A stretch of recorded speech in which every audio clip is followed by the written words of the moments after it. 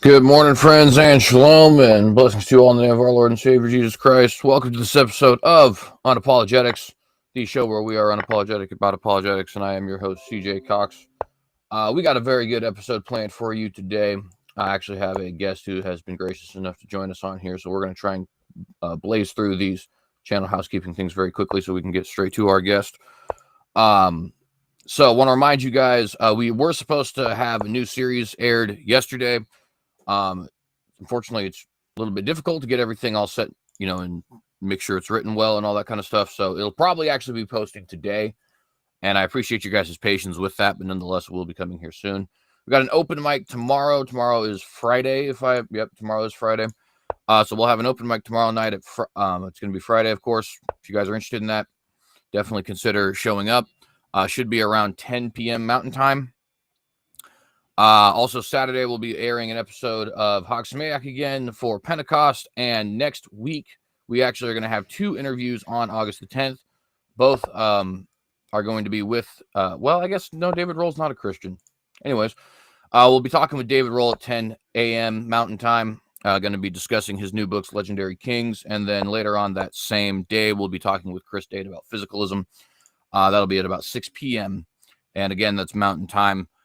Want to remind you guys also, we got 3 debates coming up this month. August the 12th will be with Will Kinney on open theism. August the 20th with David Preston on modern translations. And August the 31st with Turret and Fan on conditional immortality. All of those will be over at Standing for Truth's channel. Please consider subscribing to Standing for Truth's channel while you're at all this. And I think that's actually everything. I wanted to make sure to get through that pretty quickly. Like, share, subscribe. Make sure to hit that notification bell to get notified every time we go live, different social media and whatnot. And yeah, let's just go ahead and jump right into the episode today. So we have a guest. That is TJump. Thank you very much for being here, TJump. Hey, is that a wolf and a lamb in the background? I was like, it is. It's actually a reference to a Bible passage of Isaiah 11. Talks about the wolf and the lamb lying together in heaven. The particular significance of it to me is that wolves, biblically speaking, are kind of like pigs, right? And also biblically speaking in the sense that they're not looked on very fondly. And so the idea that this creature that's looked on as kind of a detestable creature is actually in heaven lying with lambs, which are seen to be pure and all that kind of stuff is kind of, well, I don't know. It's a beautiful thing, in my opinion. You know what I mean? But at any rate, that is the painting there. Cool. So topic was God morality stuff. Yeah, exactly. Wanted to just have a kind of free-flowing conversation here about ethics. By the way, audience, we'll be going for about an hour, probably. So let's just go ahead and jump right into some of the questions. Well, first off, just some brief background in case anybody here doesn't know you. Who's TJump? Why might we want to have a conversation with TJump as opposed to some other random guy? I'm a professional bathtub salesman, a very famous bathtub salesman. I do lots of sales of ceramics, and I sit in comfy chairs often. For sure. And of course, you would be probably most well known for some of your debates on Modern Day Debate, right? I think my first debate on Modern Day Debate was actually with you. It might not have been first, might have been second or third, but either way, very early in there. Sure. So you have your own kind of like ethics system, right? Based off of imposition of will and things like that. Is that correct? Yep. So if you wouldn't mind, explain a little bit about that. What exactly is the, first off, what's imposition of will for the audience's sake? And second off, what is the importance of it to your ethical system? I know it's probably a little bit obvious, but just in case anybody's unaware. Imposition of will is doing things people don't consent to. That's what it is. That's what I think the evidence of morality looks like. If we follow the patterns of moral intuition, moral progress, that's what it leads to. Definitely not God. God is the wrong answer for morality. For sure. So then I want to go ahead and we'll just go ahead and jump right into it and pursue that a little bit. Would you say that all instances of imposition of will are immoral, or is there like asterisks there? Involuntary, all involuntary impositions of will. So with things like, for example, prison, Yep. do you have well, and let's just actually ask that as an open-ended form instead.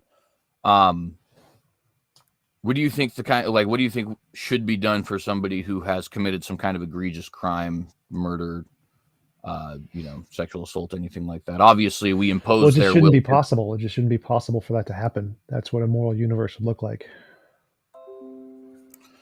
But so in our own universe, though, do you have a way you would want to Doesn't preferably matter. deal It's with that? irrelevant to morality. So morality is the world where it can't happen. So prisons aren't relevant to morality. What objective morality looks like is what the perfect universe looks like, not what our universe looks like. So they're separate questions. Has nothing to do with morality. What we should do to prisoners. It's a pragmatic question, not a moral question.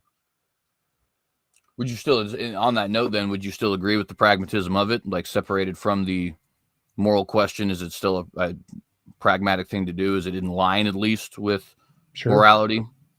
It's not a moral thing. It's a pragmatic thing. They're separate completely. It's definitely pragmatic. It's definitely not moral. So, and that's an interesting thing because I think most people would probably consider that explicitly moral. In other words, most people I think would probably say something along the lines of that's the whole reason we, throw them in jail in the first place is to, have justice served and something like that. Nope, that's typically not what people say. So in the polls and philosophy, that's actually immoral. Justice is immoral. It's more out of necessity, not morality. It was pretty demonstrably shown by Sam Harris and his models of, well, if we could just cure them, we just let them go. Well, and to be clear, I think more specifically when I was saying most people, I think I'd be referring to just lay people, not necessarily philosophers. So was I. So like the polls show that justice is immoral. Punishing people is immoral. If we can cure them, the moral thing to do is to cure them and not punish them. All right, and that's I think the first place where I would disagree, not on the polls themselves, although I haven't actually ever, I guess, seen that. But so for me, I think I would take the position that the punishment of evil is in and of itself a moral good, or at least a moral better, for kind of a weird term.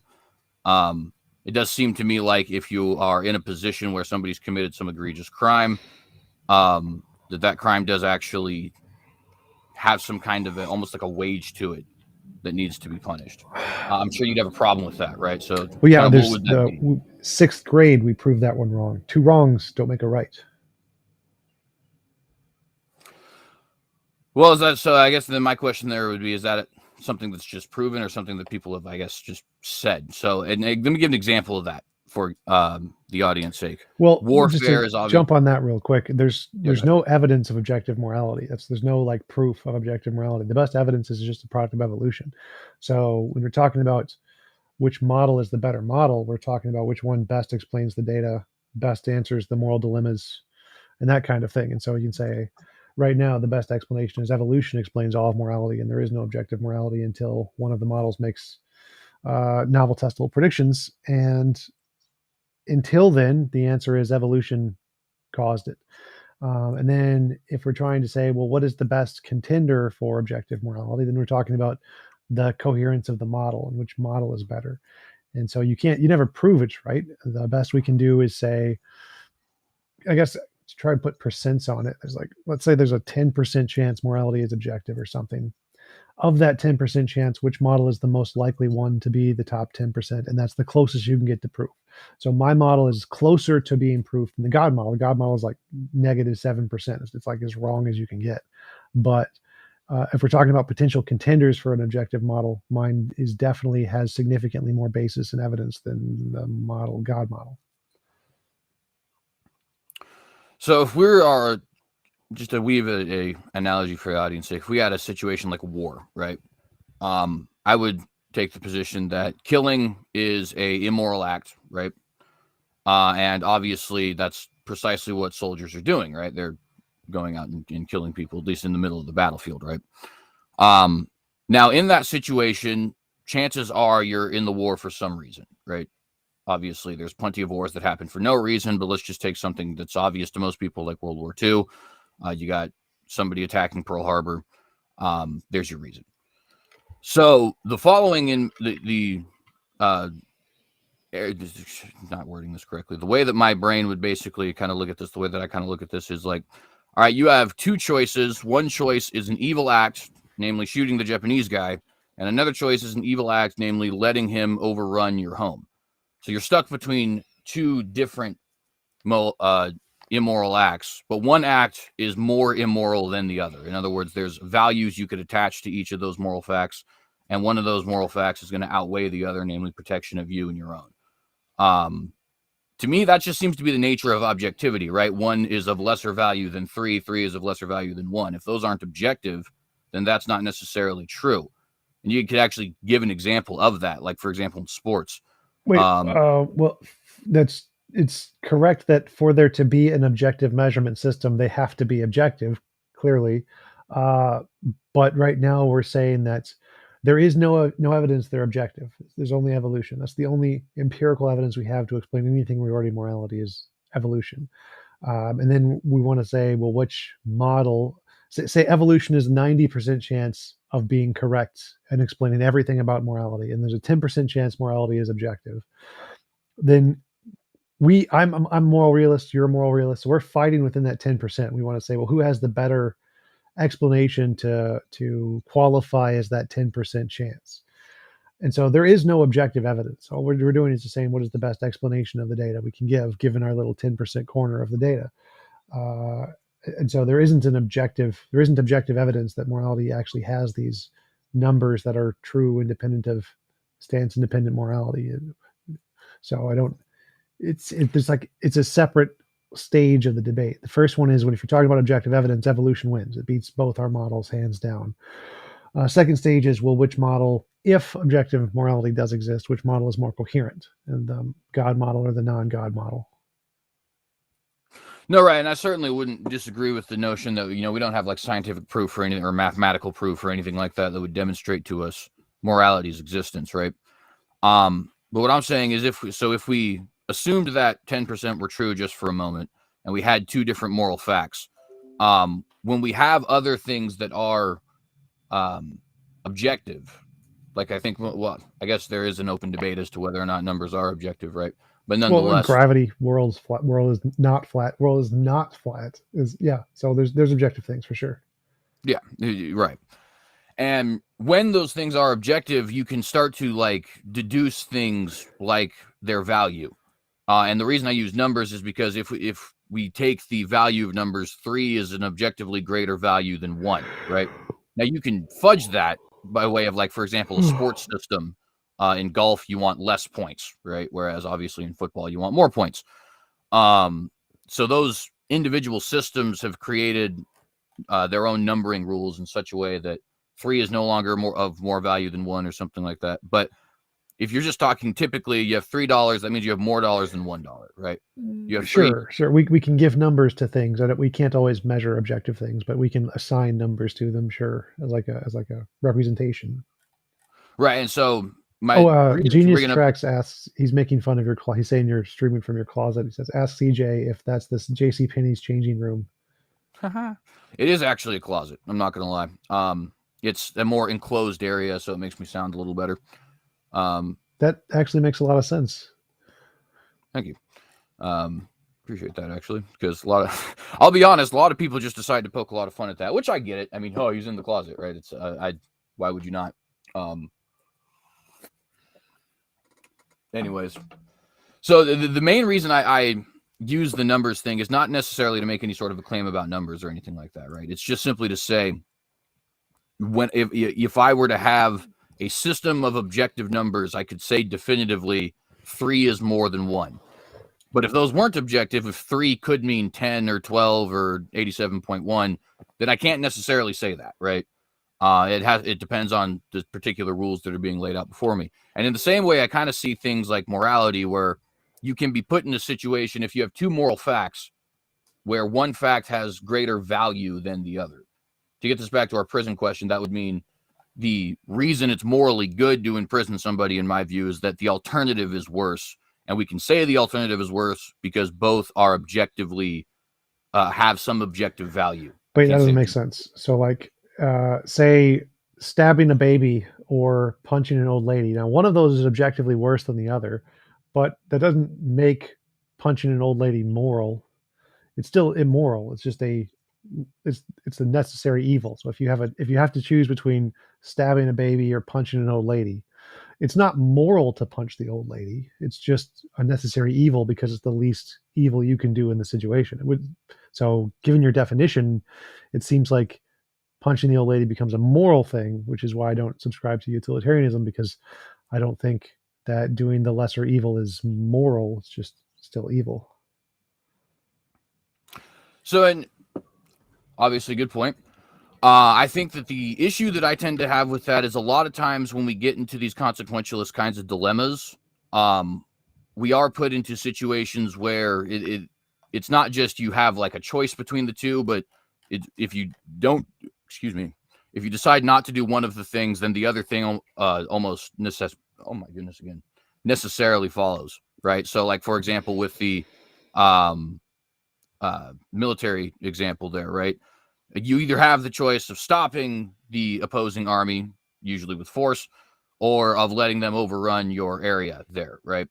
Yeah, Um, but I'd see that as the same as the punching the old lady versus the stabbing the baby. I don't see a difference between those two. So the fact that you're choosing the lesser evil doesn't make it a moral action. It's still just a lesser evil. So killing someone in self-defense, you're still doing an evil. We can prove it's an evil because is there a more? If you were an all-powerful being, would there be a more moral option? Well, yeah, you could just teleport them or teleport yourself away or make yourself ethereal or give yourself a personal force field. There's infinitely many more options that are less bad than just killing the person.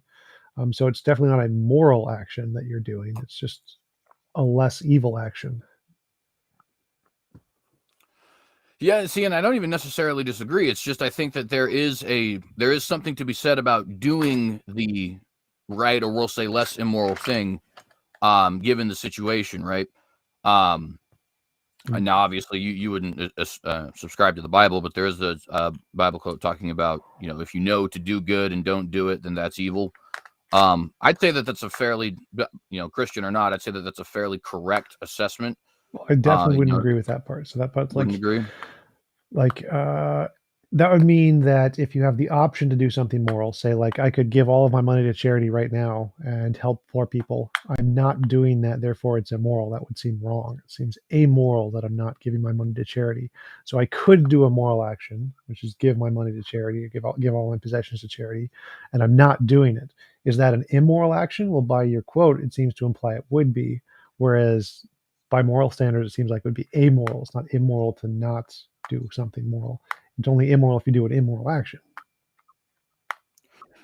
Yeah, see, and I think that's an interesting area of disagreement, because I think I would disagree there. I think that if I were to have a situation where, I have expendable income and I'm not giving that in any way to somebody who is going to benefit Mm. from it, that does seem to me to be morally wrong.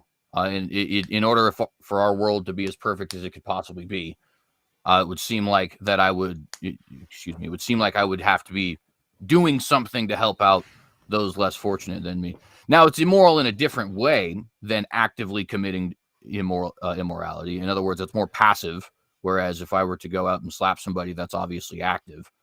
Um, but it does seem to me to be a action where good could have been taken, good was not taken, and as a result, there is more suffering in the world. That seems to me to be relatively immoral, I guess, is just to use the same word we've been using. So, for example, if someone was infinitely powerful and was watching a baby die of cancer and could help them and didn't do it, that would be immoral. Actually, yes, I would say that, provided that there was, now I'm a Calvinist, so I do believe that there is reasons for certain things that go on in this world, specifically foreordained reasons. So my answer there would be, obviously contingent upon that fact. So if there, for example, you have the baby drowning, I would say that there is some thing, whatever thing it happens to be, I don't know, I unfortunately don't have prophetic insight, that causes that to be necessary, or perhaps causes it to be for the greater good, or however you would want to say it. The exact way that the Bible puts it is all things works together for good for those who are called according to his purpose. But you kind of get the idea that is being set forward there, right? Well, yeah, but But yeah, if there's just no, was that a rational thing to believe? So, for example, say we were living in Nazi Germany, and in Mein Kampf it said all things Hitler does for some greater good to make the world better, or whatever. We could believe that, and we could say that, oh well, it says it in Mein Kampf, or therefore it's true. And then when we see Hitler gas babies to death and them suffer and die, we can be like, oh, well, there's some greater good. He's doing it for the greater good. Or we could think, well, if we look at the evidence, what does the evidence say? We can follow the evidence wherever it leads. Killing babies is bad. He clearly doesn't need to do that, as far as we can tell. Like there's some magical unknown reason that we just don't know about. He could just, not kill them. That would be great. right. And so it seems like the more rational position is probably not to believe that sentence, since all of the evidence seems to point to the contrary. And simply believing it because you want to is not a rational position, as far as I can tell. Yeah, and I think the Hitler example is actually a really good example to use there, because from the human perspective, in other words, as Hitler, as a Nazi, as an American soldier, any of those kinds of people, it's obvious that what Hitler was trying to do was negative, was purely negative. He's trying to take over the world, or at least take over Europe. He's trying to get rid of a certain quote unquote undesirable race, happens to be my own people. So I obviously have a little bit of an emotional attachment to that. But we can just flatly agree as human beings, this is wrong.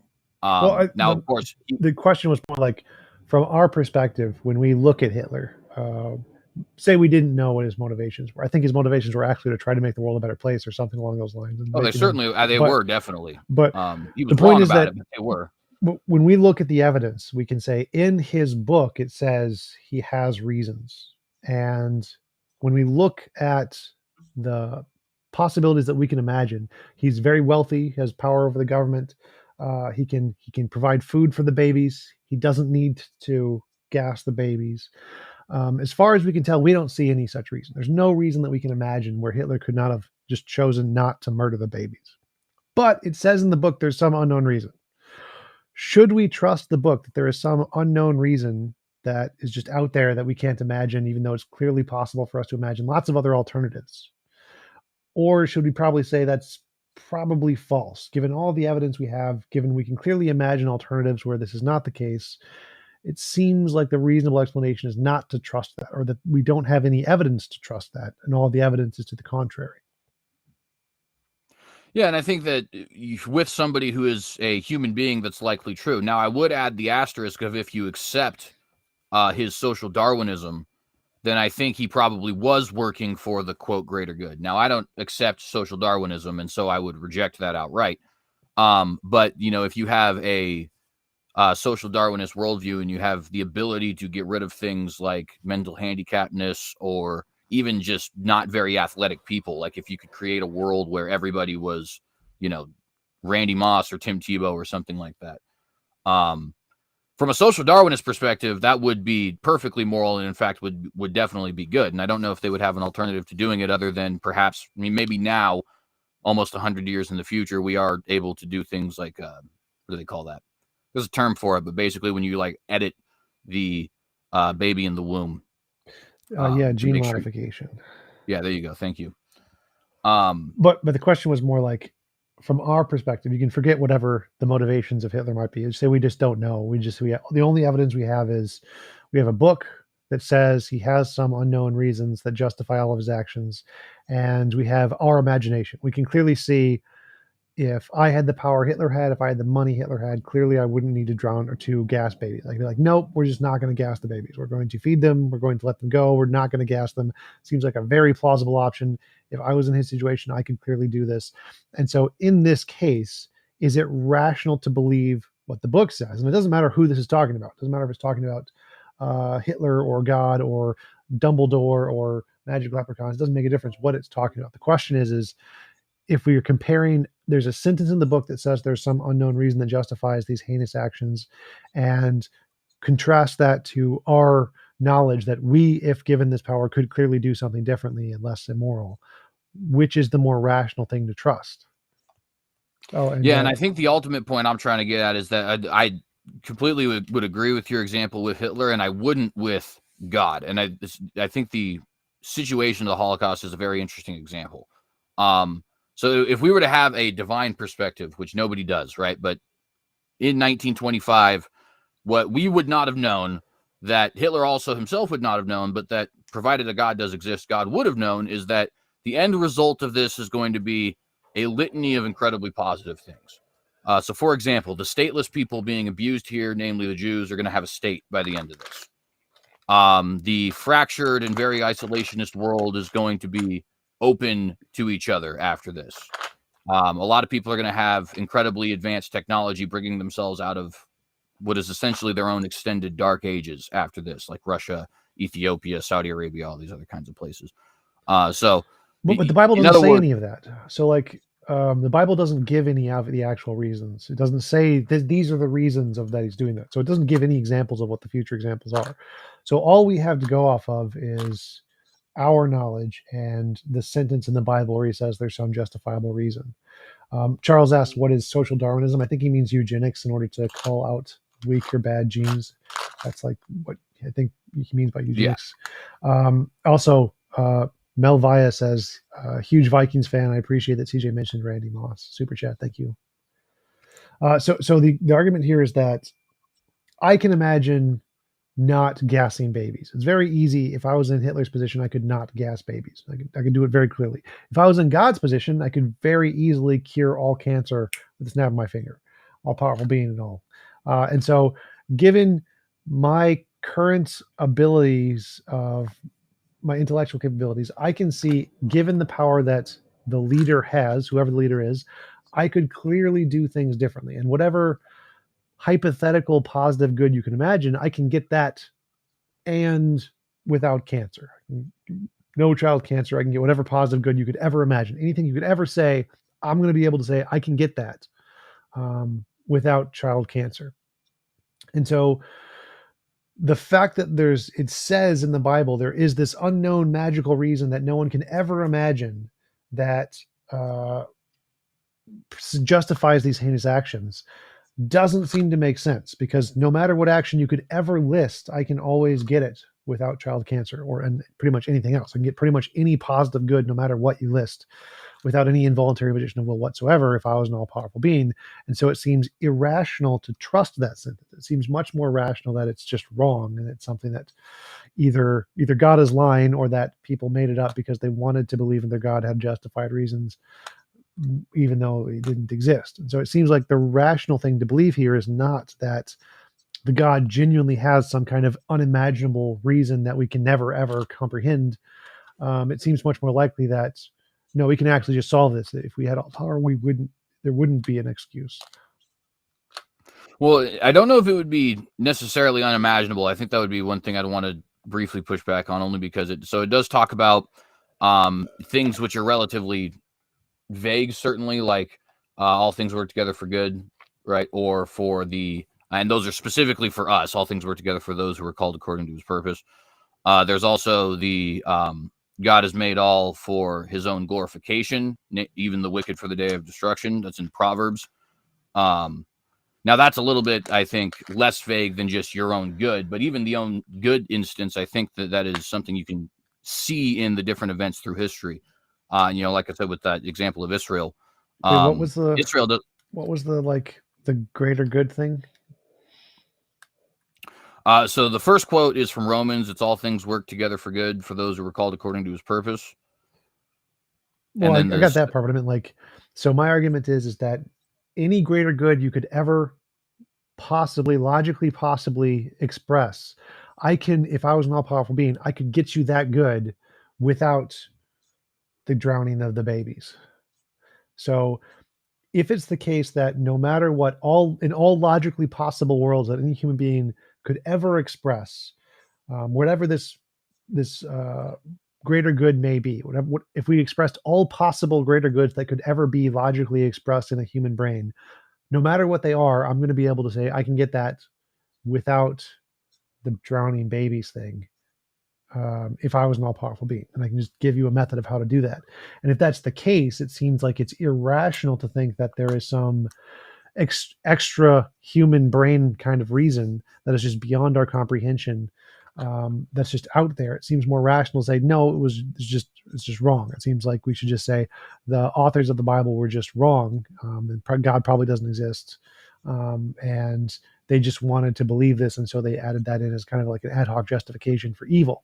And so like the counter I'm looking for is like, can you give me, because you said it wasn't going to be logically impossible, or that it wouldn't be outside of human imagination. And so I would need like an example of what a greater good in that we can literally imagine would be, that I wouldn't be able to imagine a possible world where if I was an all powerful being, I could get that without the drowning babies. Well, and I'll just say flatly, I don't know if I would necessarily be able to do that. And given the parameters of our own world, I don't know if such a thing would necessarily be possible. And so, what I think the question then, in sort of to push back on, would be why are the parameters set up in such a way that they are? Especially if we were to assume the God hypothesis for a moment, why does he set up such a world that people have what seems to be free choice, or people have what seems to be this idea of like a guilt, or any, all the different things you can list that exist in our world, right? Well, I'm happy to So have all of those things, but you don't need. I can have all of those without the babies drowning. So those I don't that's necessarily think that part's true. And I think well. actually, Let me phrase it. Is it logically possible? Logically possible means there's no logical contradiction in a world where people have free will and God did not flood the world and drown all the babies. I guess I wonder about that. I don't know if it would be logically impossible for someone to always use their will in a good way. I do think it would be like irrational. I don't think somebody would ever have a free will that was such that they always wanted to do good things, at least barring some kind of Right. divine intervention. So I said, is it possible to have a world with free will? And so this is include, we still have murder and rape and all those bad things. But God didn't drown all of the babies in the global flood. That's the only thing that's different. No drowning babies. God did not drown the babies. No child cancer. No child cancer. No drowning babies. Those are the only two differences. Everything else in the world is the same. No, yeah, there's certainly no logical contradiction there. My reason for bringing up the evil, though, is because the flood is a punishment, right? So then the question would become, is it possible for somebody who has free will to always act in a good way, such a way that God would not want to judge them? Because that's the whole purpose of that story, is judgment, right? It's possible, like it's logically possible. You can't mathematically disprove it or anything like that, right? But I Well, don't think that's it's all I possible in need. another.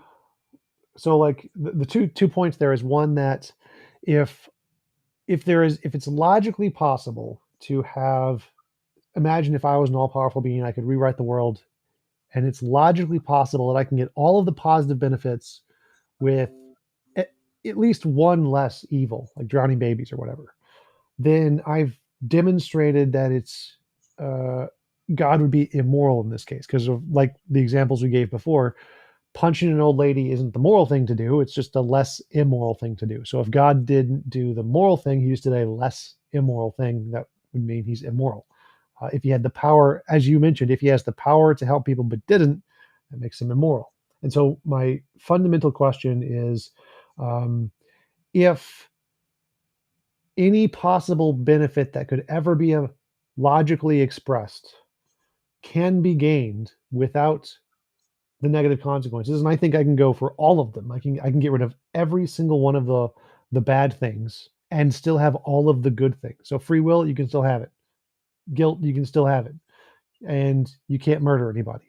I think those are there's no contradiction between those statements, and I can express a logically possible world that has both of those. And so the question you have to ask is, if all of the goods can be kept and all of the evils can be gotten rid of, and there's no logically possible good that can be presented with any human mind that can't be explained in this way, then you have to say that, well, there's some other good that is just beyond human comprehension. It's beyond logically possible worlds. And that is the reason why God is justified, and we are just completely incapable of ever imagining it or expressing it. And is that a reasonable thing to believe, or is it more reasonable to believe that because every logical possible good that we can ever express, given our brains and logic, can be explained and created in a possible world without suffering or involuntary suffering, is it more rational to believe that this sentence was just something that a bunch of like goat herders added into their belief system in order to try and vindicate the cognitive dissonance of believing that they're all perfect God drowned babies? Well, I think, to be fair, it was probably more along the lines of their own persecutions and wanting to rationalize that. So if I were to put on my atheist cap, I think it would probably be, Paul is persecuted basically everywhere he goes. Probably wants to rationalize his persecution. But nonetheless, I get your point, right? I think one of the major differences, though, that I would have to come back to is just this existence of, well, not existence of, this claim, biblically speaking, of the punishment of evil being a good thing, right? So when we bring up the logical contradiction, right, I think there's more than one way something can be impossible. It can be logically impossible, like a square circle, right? It could also just be functionally impossible, meaning it just would never happen. You could have a Google situations to the power of a Google, and it still wouldn't happen, right? And I think in a situation where you have creatures with free moral agency, that's probably something that you could put in that realm of it's never going to happen, of them always operating in a positive light. Well, now you have a situation like the flood. The flood is meant to be a judgment on people who are using their autonomy for evil purposes. Now, the question, of course, then at that point would be if we could accept that first premise of free creatures, it's just statistically unlikely that free creatures will not do immoral acts. Then there's that second point of then is it are you justified in destroying a civilization that is reached a certain level of wickedness? And I think given the parameters of our world, namely given a world where he's decided we do have a level of free moral agency, I do think it's compatible this level of free moral agency, but nonetheless, it is still there. All the different things that would go into it, like guilt and divine plan and stuff like that. Is it rational to destroy a civilization that has reached a certain level of evil? I would say yes. I wouldn't see anything morally wrong with the taking out of like a Nazi Germany or a Confederacy, or in the case of the flood, the entire world having got to such a point that they are committing whatever acts that they were committing. It's not real specific as far as what was going on. It does say the world was filled with violence. So whatever it was violent. But I think you probably get the point I'm making. I think that Well, the punishment not itself, exactly. So, like, the reason I bring up the babies is because essentially you're saying God punished the babies because of all the evil on the planet, and that doesn't make any sense. The babies clearly didn't do anything. Like, you can't be a baby and be a rapist or murderer. Like, God, it doesn't make sense to say God flooded the world to punish all of the innocent babies who did nothing wrong. And so you can't say that the flood was a punishment for evil because the people he punished were innocent of evil. And then the second thing you mentioned was that free creatures, you said there's no way to create free creatures who won't not act on their desire to do evil or something along those lines. Like I can do that easily. I can say you can have 100% free will, but um, everybody has a personal force field. So even though you may want to murder somebody and you may try your best to murder somebody, it's physically impossible. So you still act on your desires. It's just physically impossible for you to murder anybody. And so you still have all the free desires and you can act on them as much as you want, but it's physically impossible for the action to actually have an effect on another person. So I can have all of that easily, as a logically possible world I could create. So I can have all the positives of free will and all the positives of guilt and all the positives of immoral desires and none of the murder very easily. So I don't think that really addresses the question. well, I think that would kind of destroy the parameters of our world, though, wouldn't it? Because, like, for example, if we have personal force fields around, I mean, you couldn't even give your brother a hug, Yeah, you could. or You can turn it off. intimacy with a woman or something like that. Yeah, you could. You can turn it off. So Well, if you could turn it off, then you the could force field, hypothetically murder somebody, right? the force field only applies to non-consensual actions. So if you consent to it, then it's totally fine. So it's a consensual force field. It only stops non-consensual actions. So sort of like just a mental thing. Would it just like recognize, hey, I'm consenting to this. Hey, I wouldn't. Is that kind of where you're going with the idea? Just so I know. There's many ways to accomplish that, but God, all powerful being, so that's not really a challenge. It's not really a challenge to the question. So we can do that in lots of ways. I'm all powerful. Of course I can do that. Well, and it does seem to me to be, and of course, here we are, we're talking about, hypotheticals, but for the record, if we were to have this kind of a hypothetical situation, I'm sure I could imagine a situation where I could trick somebody into getting their force field off, thus allowing me to murder them. In fact, I think that's one of the major ways we had. Just think like the recent, Me Too movement. Not to get into any of the politics of it. Well, just to clarify, so the force field's operating system is run by God's mind. So God's mind is omniscient; it knows everything. So the person may not know that you're trying to kill them, but the force field does because it's run on God's mind. So there's no way for you to trick God's mind to make the force field accidentally shut off. Sorry, I think you might have paused there a minute. Does the last words you said off? Yes, the last word I said was off. All right, then I heard everything. Yeah, and so in that kind of a situation, I guess that's certainly a possibility. He could have done that if he wanted to. I guess I would probably have to think of it for longer than right now than just a quick answer, but to see if I could find any potential pitfalls there. But I will grant that it is hypothetically possible that God could create a little world where everybody had force fields he controlled, thus disallowing anybody to do something to that individual. Let's see. I wonder if I could. So let's say something like fraud. Well, first off, let me ask: would you consider fraud to be immoral? What is fraud? Let's see. Let's do a dictionary definition of fraud. That way, we won't have any sort of argue about the potential definition here. So, wrongful or criminal deception intended to result in financial or personal gain. Would you consider that immoral? Well, I mean, it's like it's in the question, the definition. It says it's immoral, but it says wrongful. But yeah, I guess that's true. So we'll just say then deception intended to result in financial or personal gain. So it can be like if we were in my world, my best of all possible worlds, no, you could. It's just impossible. So it wouldn't make a difference.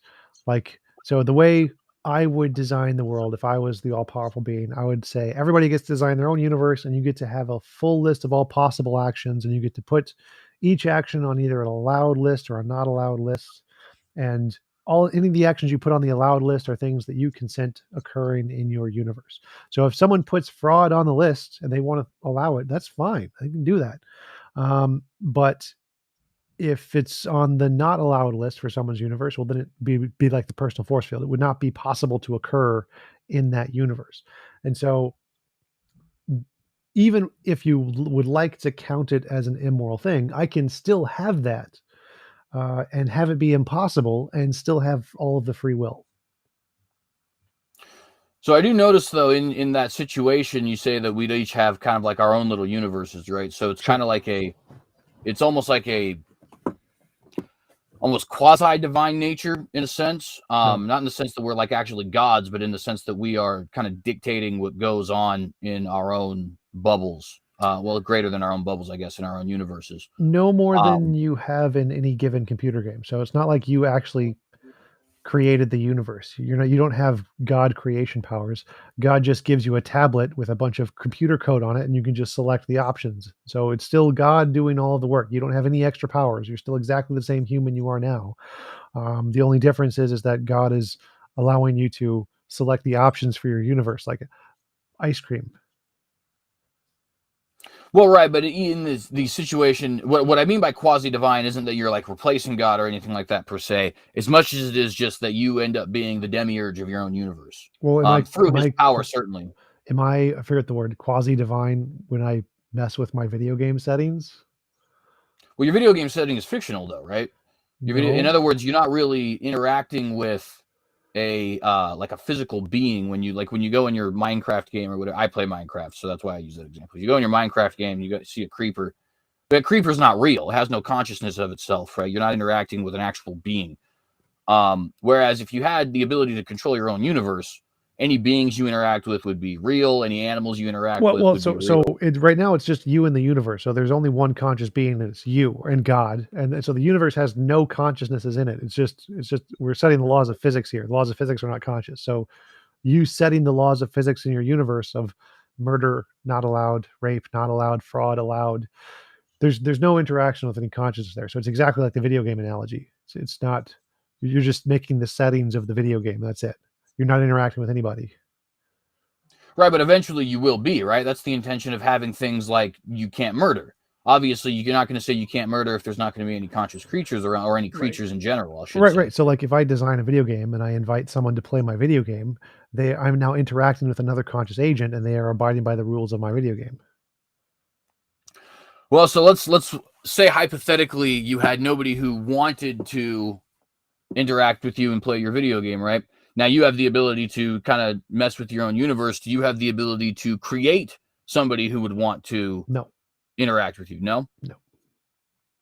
So then it seems to me that in that situation, you're not really capable of and I guess a video game would even be a good way to compare that. You're not really capable of doing anything greater than what you're just capable of doing in your own day-to-day life. Like, for example, I could set up the rules of my house. Yeah. And if nobody wants to be under the rules of my house, they just have to not show up, right? Yeah, exactly. But that could happen in our own world, right? Yeah, exactly. So then what would make that something that we need, like a hypothetical world to create?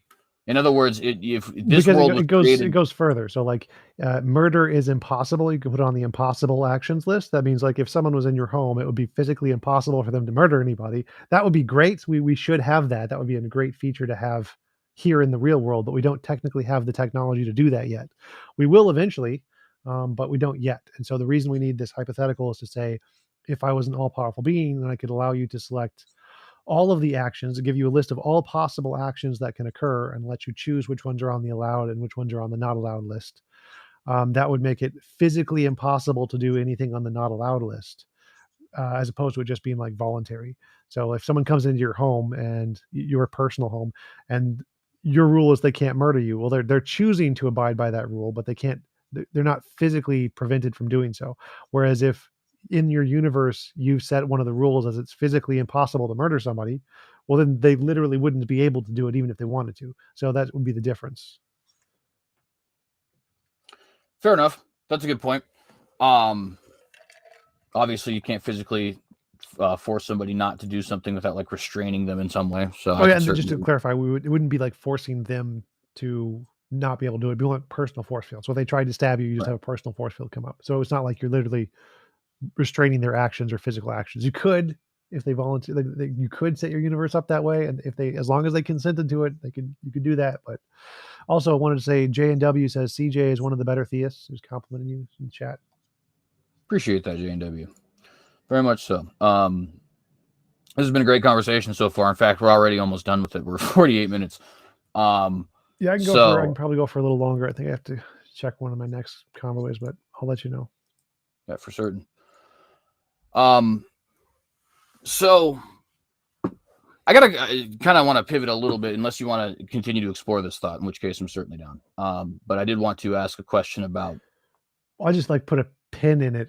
That's a weird statement, but so my main contention here is that if all logically possible potential reasons, greater goods that humans could ever imagine can all be explained as in a possible world as I can get that and I can do it without involuntary suffering, then it seems like it's irrational to believe that there's some other reason outside of human, like beyond human imagination, that exists.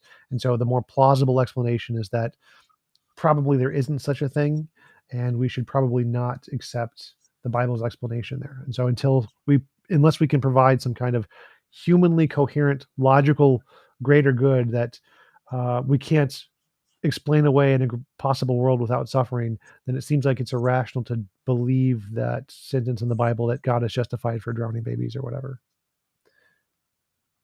Yeah, and I think, and to clarify, part of the big reason I think you would say that, right, is because of the fact that you would say that the punishment of immorality is not in and of itself a moral thing or a moral positive, right? It's something that, to reiterate what you had said earlier, just shouldn't exist in a moral world, on your view. Is that right? Sort of, but I think that would be a separate topic. So I think like if we can agree, for example, cancer is not a good thing, tornadoes, whatever, rocks falling on people, any example of something that is a not perfect universe.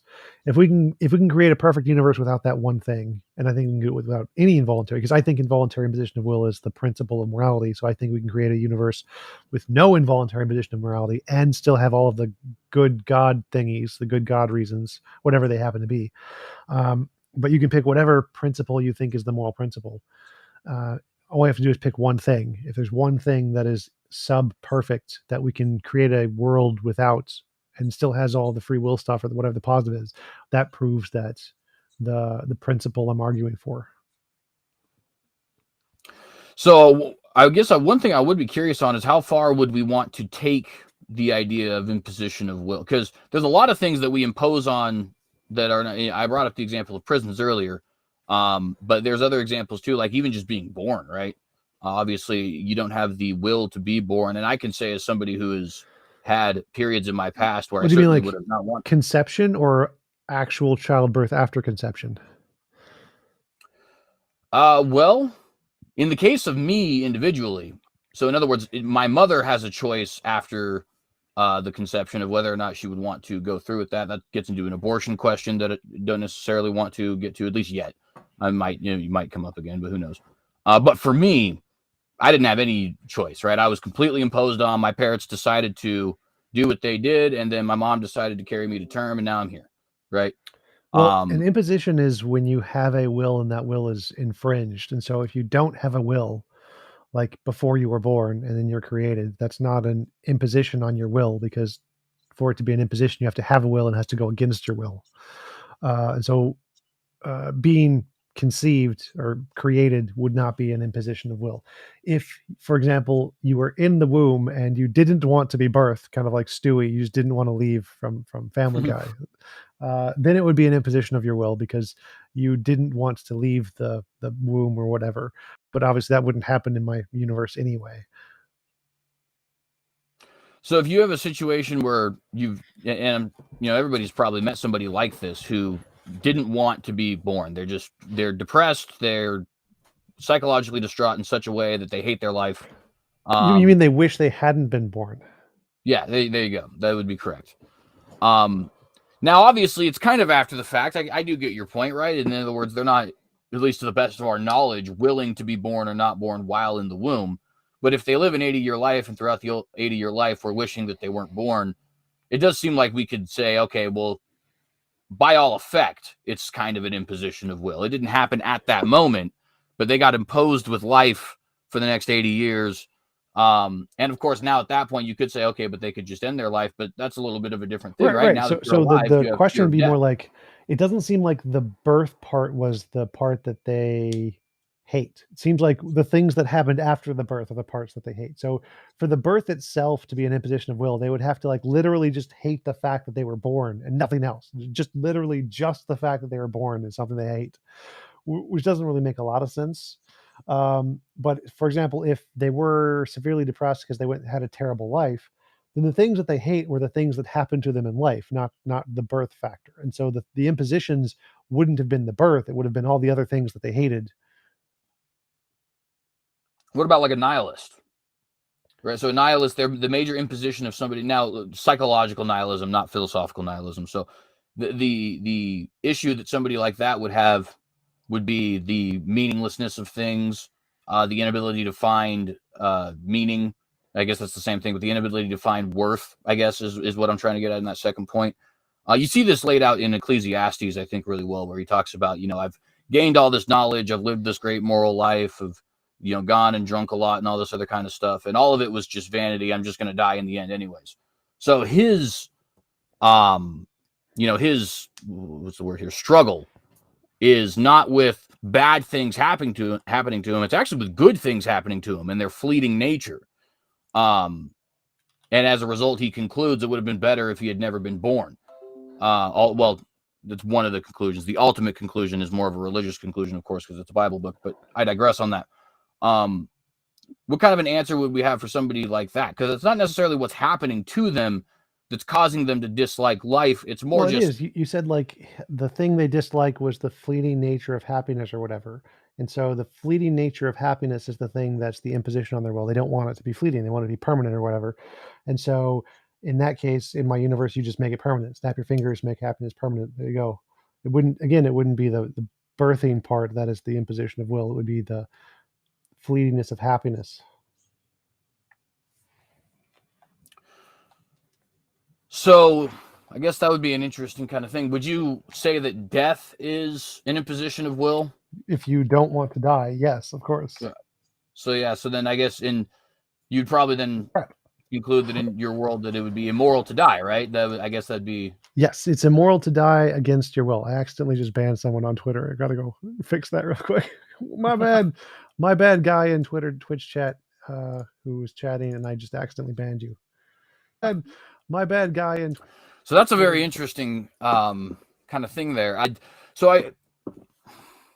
It is a very interesting thing. I want to think about it more. I like the fact that we've explored this because I've talked to you about morals before, and I've never gotten to properly explore what you mean by imposition of will. So this has all been very good.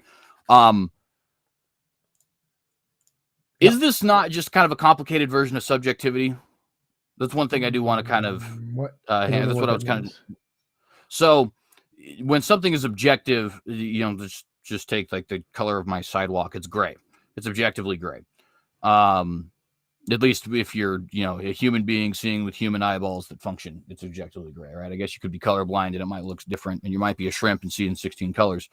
But any human being with a functioning mind, with functioning eyes, or anything like that's going to go out, they're going to see the sidewalk, they're going to see it's gray, right? Now, it seems to me like that's not the definition of objectivity that you would necessarily be rolling with, because different wills can have different ways of being imposed. So, for example, death might be good, but it also might be bad, depending on what the individual will wants. Yeah, so like euthanasia, if someone wants to die, that's moral to help them die. Right, so it seems like that's kind of it's almost like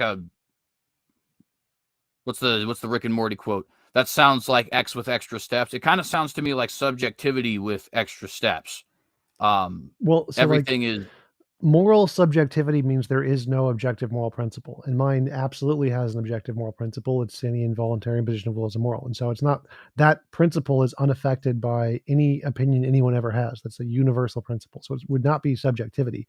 There are obviously some subjective preferences people have, and those preferences can affect what actions you do to them which are moral or immoral, but the objective principle is the same no matter what anybody thinks. Is that the only objective principle then? Would be to. Yeah. Well, so in other words, there's nothing. So any involuntary imposition of will is immoral. Voluntary assistance of wills are moral. Those would be like the description. I'm sure you could boil it down to one principle.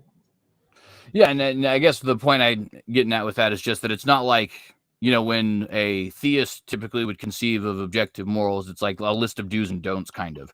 You're not really operating with a list of do's and don'ts per se, as much as you are, does it follow this principle or does it not follow this principle, kind of thing. Right? Those would be the same. So in mine, the don'ts would be don't impose involuntary impositions of will, and the do's would be is do voluntary assistances of will.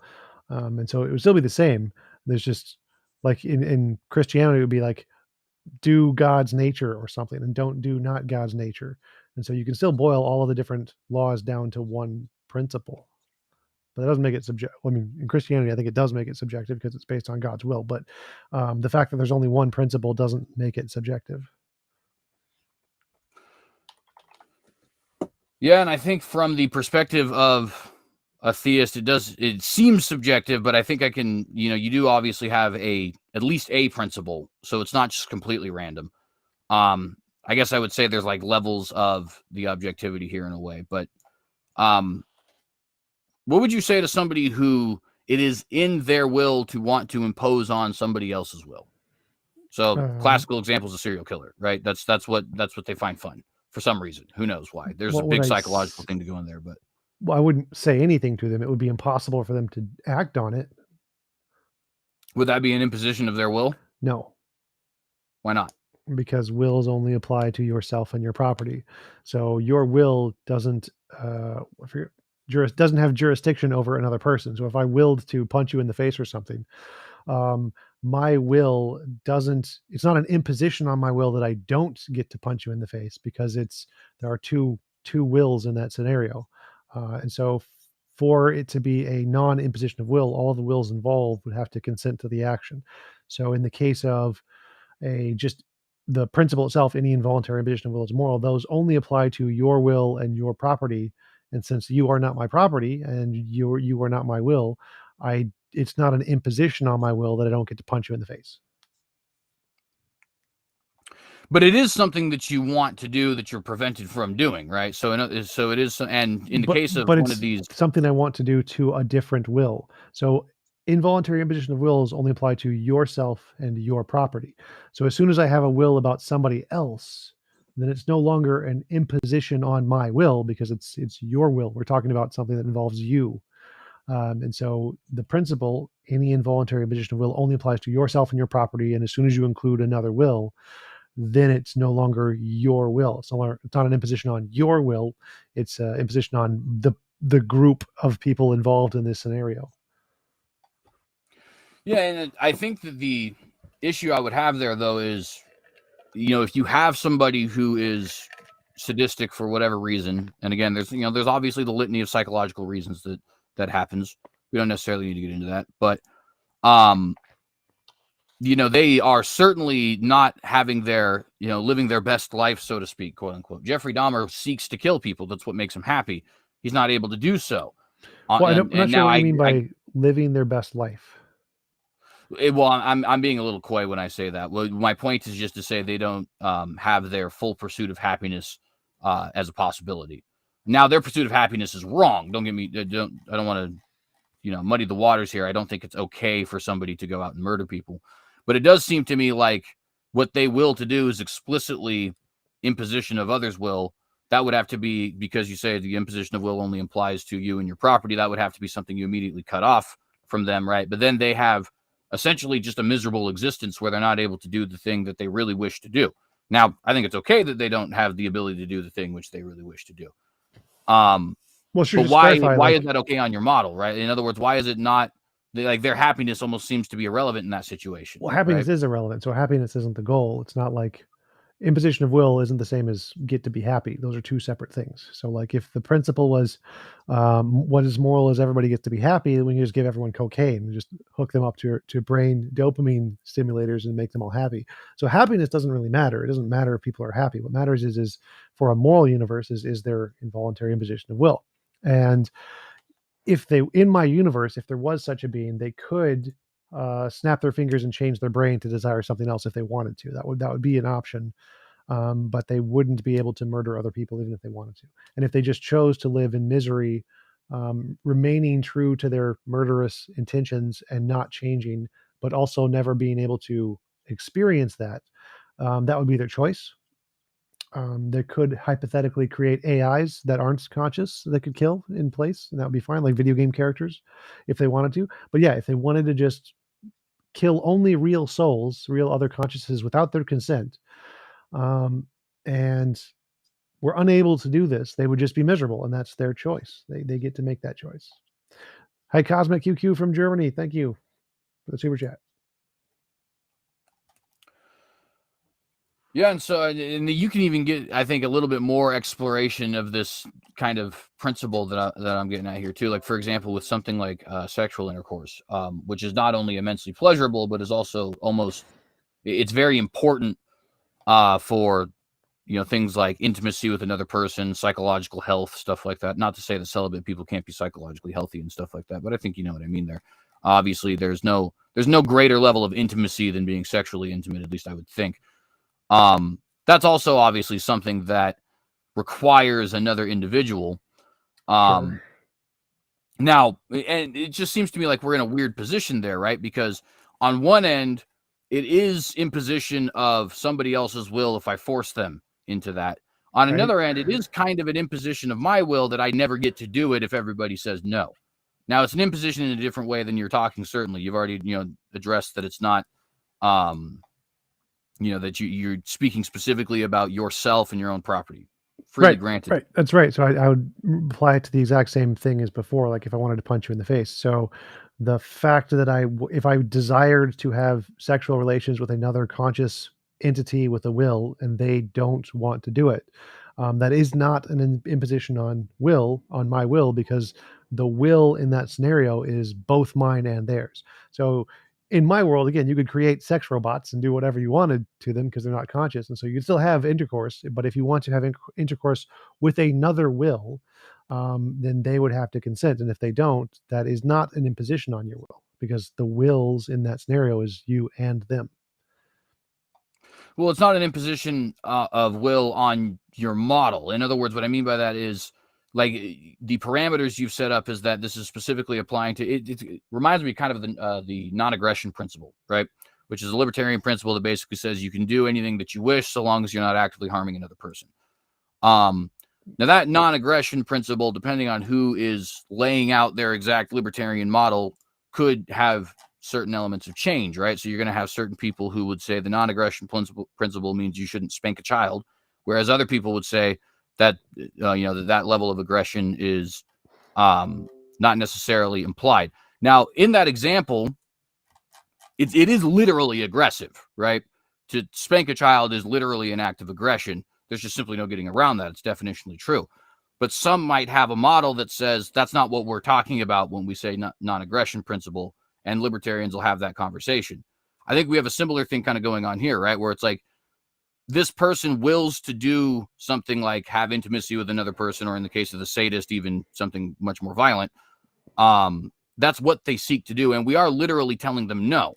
In other words, we're imposing on that will. Now, that's not what you mean by imposition of will, granted. But as far as like a dictionary definition, it does seem like that's precisely what we're doing here. And we're just simply conceding, well, because they wish to impose on other wills, it's okay for us to impose on their will, or at least use their ability to will a certain thing. Right. So involuntary imposition in my model doesn't mean literally you can do literally anything you want. Like that, I don't think anybody thinks that's the moral standard, that you must be able to literally do literally anything you want. That's not no, and that's not necessarily what I'm saying. What I mean is that, like, you can have two different wills wanting two different things, and as a result, it seems like one of those wills has to be squashed. Or it has to be imposed upon, is another way you could. Well, no, again, because then imposition, you're not using the definition of imposition in my model. You're using a different definition. You're using the get whatever you want definition. And that's just not the definition of imposition. So imposition of will means no will in the situation is imposed upon, not just you get what you want. But you keep conflating the imposed as meaning literally get everything you want, which is different than the way I'm using it, which is get what you want in regards to yourself and your property. Right. So let me just kind of, I guess, boil this down though. Would you though agree that in this instance, if we use the, I said just more general, we could say, I use dictionary as the earlier adjective, but definitions of imposition of will. Yes. If you're that using will is imposed on, right? If you're using, in other words, if we're not, yeah. So if you're using the global definition of imposition as in not getting everything you want, then yes, it's an imposition that you don't get to rape and murder people. But that's not what imposition means in my model. It's just a completely different definition.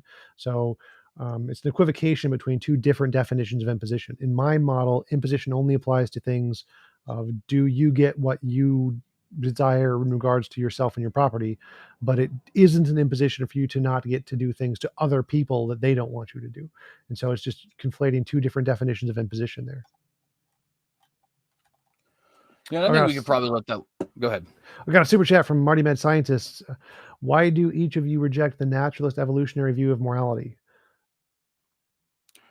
Well, I'll be very quick with that. Actually, I think that's a good question. But number one, I think it leads to grossly immoral places.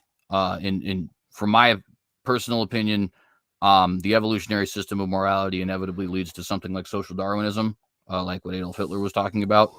And for the life of me, I have not been able to figure out anything wrong with the social Darwinist model, assuming evolutionary morality to be true. He wants to get rid of things like mental handicaps, physical handicaps, all that other kind of stuff. In other words, the physical nature of our race, our human race, would be better if social Darwinism actually was, something we move forward with.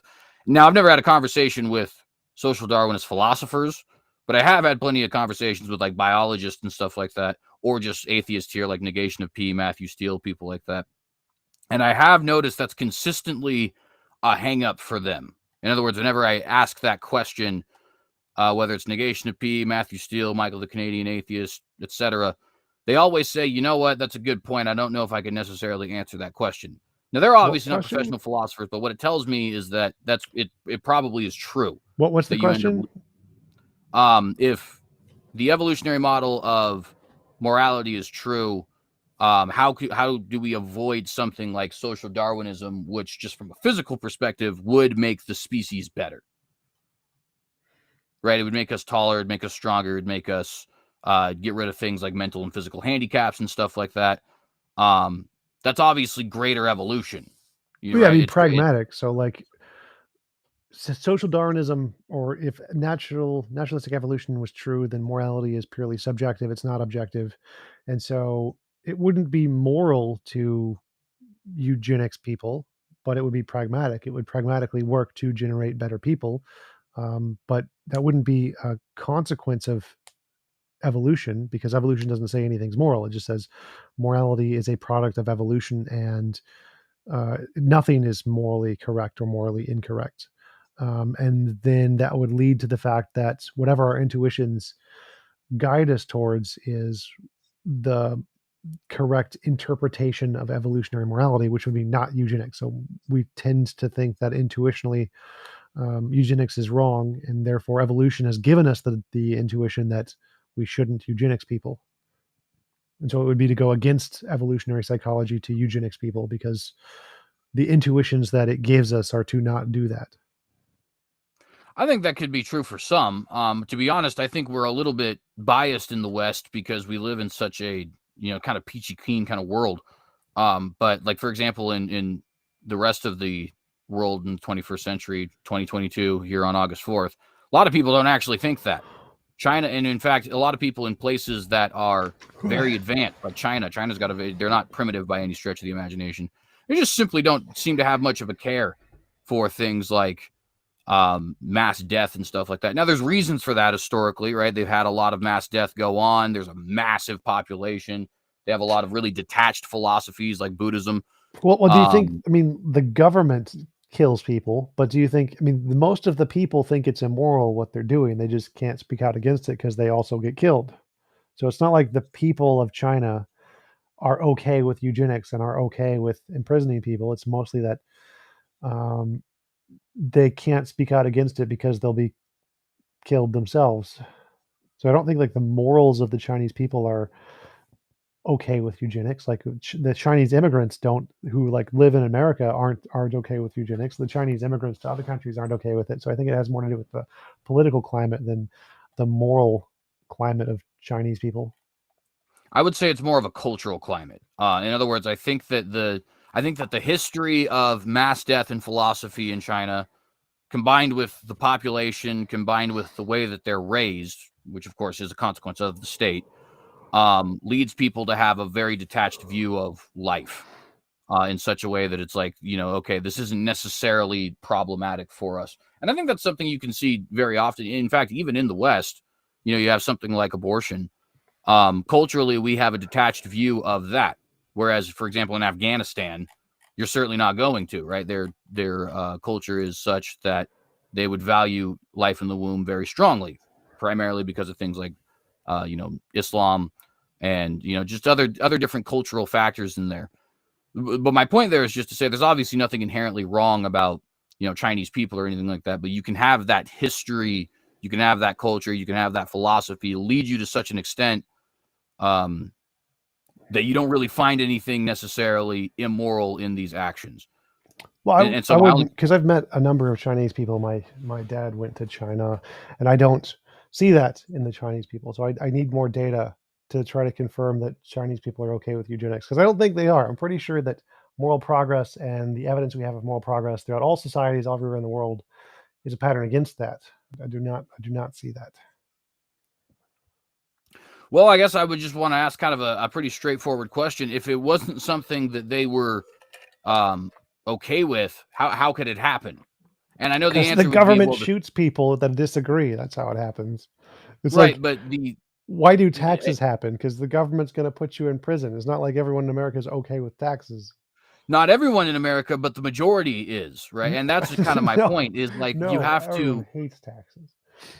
well, let's Like make sure like the we're kind majority of of clear people though, are right? for Because well, like the majority of people are for legalization of marijuana. Marijuana is not legal. The majority of people are for um, abortion rights. Abortion rights now just got overturned in Roe v. Wade. There are lots and lots of policies that the majority of Americans are for that the government is against. Just because the majority of Americans or the majority of a populace, even in a democratic state, doesn't mean that those policies are going to be enacted by the government. And so it's especially not the case that the majority of people in China may agree on some policy, and that policy would be represented by the political uh, group in China. So I don't think there's no connection between the majority of people believe it, therefore the government's going to adhere to it, especially in a totalitarian state like China or North Korea or anywhere with dictators. So I don't think there's a connection between those two. That you can't. I don't think you can draw a connection between those two. see, and I think I would disagree because my main reason, everybody's heard the quote, government is by consent of the governed, right? That's obviously meant to be a principle of popular sovereignty, but it's also, I think, just a truism. I don't think, like, for example, in Nazi Germany, there's let me actually use a example from a television show that is supposed to be displaying Nazi Germany. Band of Brothers, if anybody's ever seen that.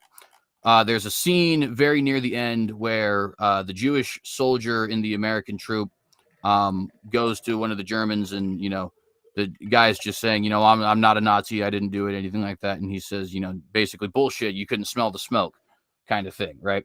And the sort of underlying assumption that soldier is making in that scene is, if you guys really didn't approve of this, it wouldn't be happening. Right, you could have stopped it in some way because there's millions of you, there's only a couple of them, and nobody is capable of actually forcing an entire state to do something entirely against their will. I think that's very, you use some good examples here with marijuana. Marijuana, the majority of people do want marijuana to be legal, and that's the direction the country is going. On a state level, it doesn't seem like the federal government's going to do anything about that anytime soon, even though it's not their place constitutionally, but I digress. It Well, I does mean, you seem just like want to give up state, the like slavery. There were lots and lots and lots of slaves, far more slaves than slave owners in many regions in the world. They didn't consent to being slaves, but they couldn't really stop anybody or do anything about it because they didn't have a military. So the fact that there's more people that disagree does not mean that that's going to have an influence on the policies that are going to stop it. It's but just notice with not that how example history too, right? works. Even think of that example though. The population of America was primarily Oh, I against wasn't talking about slavery, and America. I it was didn't talking last. about overall in the world. So like there are regions like in Rome where there were lots and lots of slaves, like entire cities of mostly slaves, and they didn't get to go out of slavery because there were a majority of slaves there, because there's guys with swords and training and better foods, and so it's not the case that majority rules in cases like it's in fact it's like the opposite of the case. The vast majority of serfs did not like being serfs in the Middle Ages. It's not the case. I don't know. I think I got to be honest. I think that's not a necessarily accurate view. I mean, just think of it. Let me use another biblical example, right, where it talks about slavery. It typically, even though some of these people are slaves, like Philemon, for example, was a slave, it typically enforces the status quo there. Don't go out and seek, some sort of a rebellion against the state kind of idea. Slaves honor your masters is even a direct quote there, right?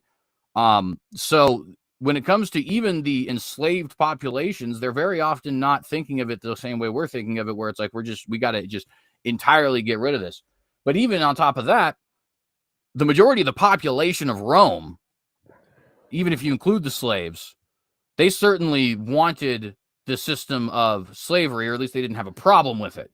Whether they actively wanted it, I guess that's a little bit too far of a claim for me to make, but they certainly didn't actively dislike it, right? Now, sure, Well, I maybe some mean, of the slaves did. there's so many examples here. Like what you're saying doesn't make sense. Like literally, the entire island of Scotland hated being run by the English. They hated it. There were many wars of this. They didn't get to be free because England had a bigger military. You didn't get. You Right, did. but they There's did no get to be choice free. here. No, they didn't. Very briefly. So the vast majority of time, and they were conquered again. Remember, England is a part, or Scotland is a part of the UK because it was conquered. So they didn't get to be free. The vast majority of the time, they were conquered. They were owned by English, and most human history is like this. There are large swaths of land that are conquered by a different group, the Mongols. There are more people in China than the Mongols. The Mongols owned the land until the Hun. Same thing. Julius Caesar had a military. The military was a smaller percent of the population than anywhere he conquered. They still obeyed. Like literally, your examples don't make sense. The history of humanity is the vast majority of people are governed by a minority who have a military, and you don't get a say. It doesn't matter if you don't like it. Um, Scots didn't like it. The Irish didn't like it. The people who were under Attila the Hun didn't like it. The Mongols, the people who conquered, the Mongols conquered, didn't like it. Nobody likes being conquered by another military and then having all of your women and cattle stolen and you can do nothing about it. They don't like that, but they can't do anything about it because it's a military. This is like history. Well, I think you're kind of missing my point, though, right? And we'll stick there with the Scotland one, right?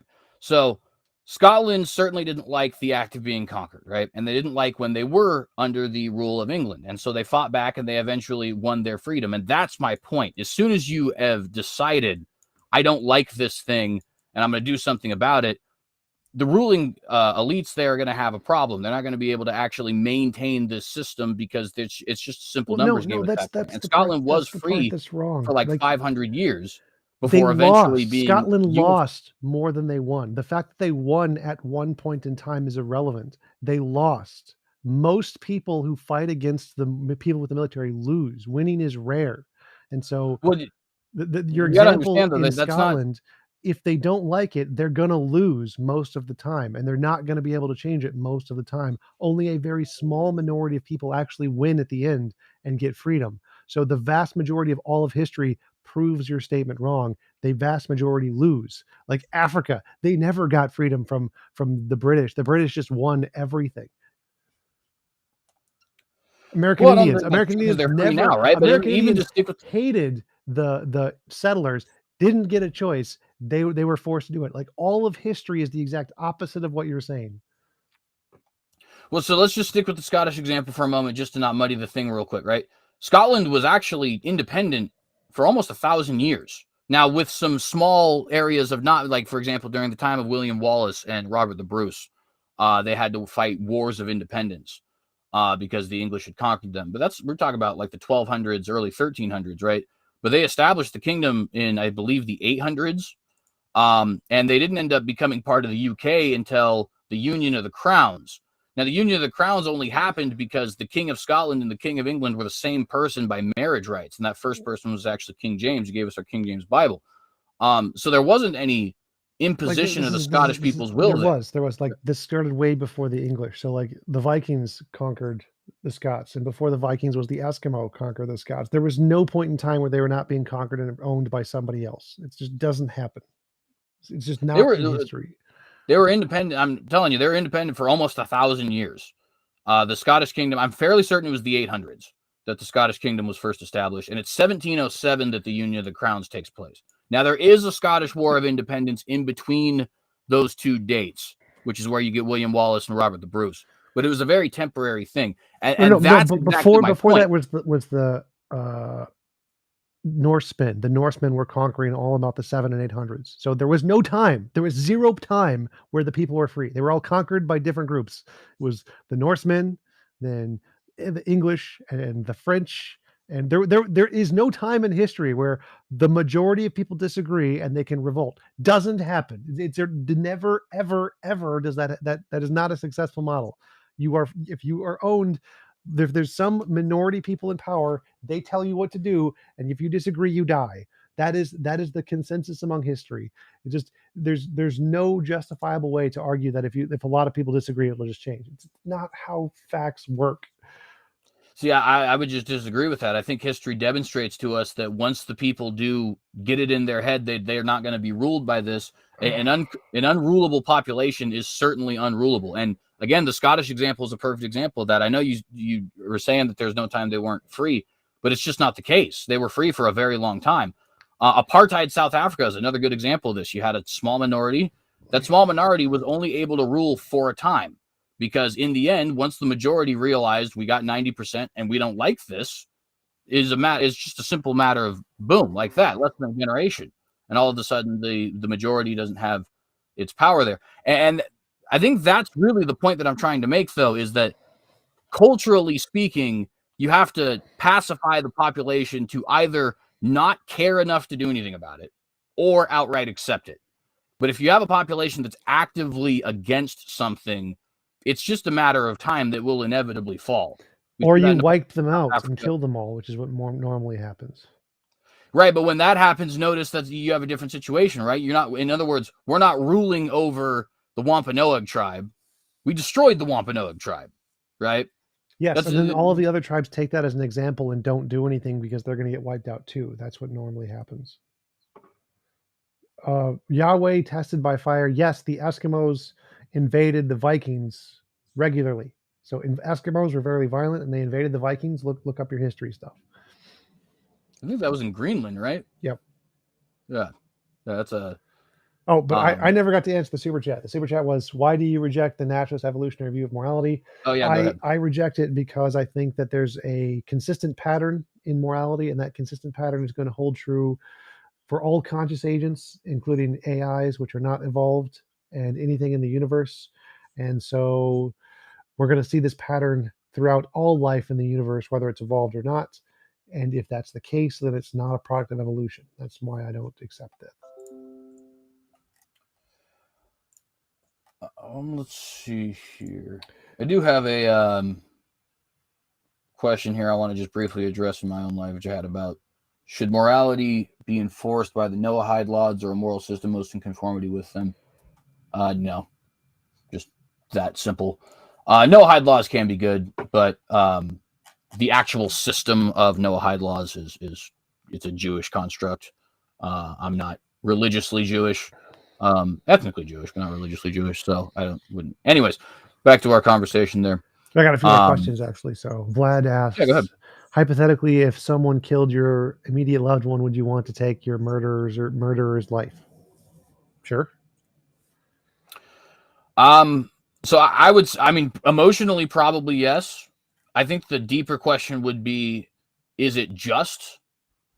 And in that instance, I would say yes, certainly. I think that the penalty for murder should be death penalty. All right. Captain Rabbit says, CJ, come to the dark side. We have cookies. Well, you know. Cookies defeat heaven. Cookies are better than heaven. Eternal life, nah, go with the cookies. So Jane asks, talking about my morality, if you add that caveat, it would mean that the only wills could act would be amoral actions. No. In this world, you can still do moral and immoral things.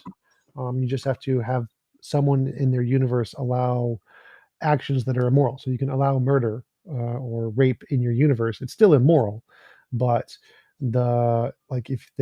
you can turn up the difficulty on a video game kind of a thing. So if I am playing Dark Souls, I could turn on God mode and make it instant win for me, or I can turn up the difficulty and ask someone's help to beat the boss. They can teach me how to beat the boss, and that would be a moral action.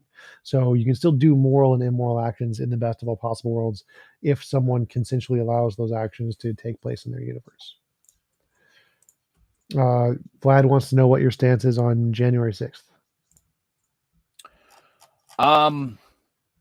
He's talking about the Trump thing, right? With the, yep. Yeah, okay.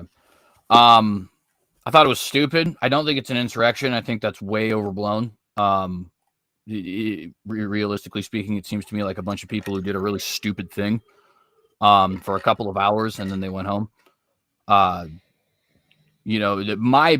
let me say I would be much more willing to see January 6th in a more negative light if it wasn't for what I see as a severe double standard. In other words, I do see what happened in 2020 as an actual insurrection. In fact, they literally had the Capitol Hill autonomous zone. Let's look up the word autonomous zone. They were declaring themselves an independent government. and they were pursuing different avenues of a government, right? They were going around extorting businesses for taxes and stuff like that. That is a real insurrection. It lasted like a month. What happened to January 6th was a bunch of really stupid people doing something that was really stupid. I don't support them, but I don't think it was an insurrection. Now, would my view of that change if it wasn't for the fact that we have that double standard? It might. I'll certainly acknowledge that. I wouldn't be as dismissive of it if we weren't so dismissive of 2020. But it does seem to me like we're just kind of applying, this over here, I don't agree with these guys, so that's an insurrection. And this over here, I do agree with these guys, so that's not an insurrection. And I don't like that. It annoys me. Yeah, I don't think I would call it an insurrection either. I think that for it to qualify as an insurrection, they have to have some like proposed methodology to take over or change the results. And that seemed more like a violent protest more than an insurrection. I don't think they had any. No one in the group actually had a planned methodology where they could actually legitimately try to change the results or replace the people in power somehow. I don't know if that could have been a thing. Yeah, I'd completely agree. And even with that beginning portion too, right, as far as a violent protest, I definitely agree there too. It's certainly not something that should have happened. I wouldn't endorse it by any stretch. But it did get weird. I mean, like you get Nancy Pelosi talking about like the sacred ground of our democracy and stuff like that. It's like, okay, this is a real bizarre language. Whereas, on the flip side of other things that have occurred, it's like we wouldn't dare use such language. I mean, the sacred grounds of democracy, quote unquote, in numerous states were certainly assaulted.